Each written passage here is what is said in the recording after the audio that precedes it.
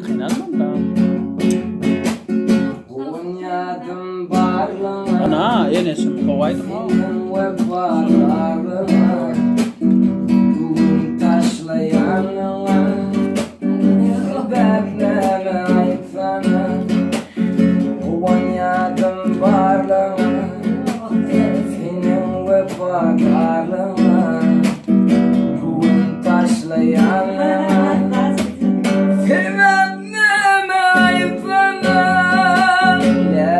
şeyle doydum mu? Başka birin duydum mu?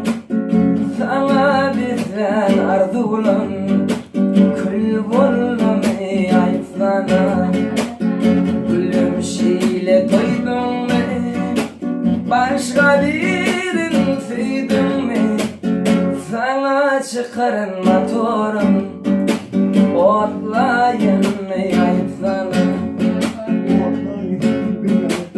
Kavanyadım yemeden Çiğdip yandım feyveden İnne borfa dünyeden Gidin ayıplana İnne yatabilemem Ağlayan gülümüm Lale penfi balanım Eleyin mi ayda Elem şeyle duydum mu?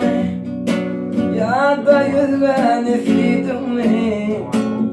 Sana veren arzulan Otlayın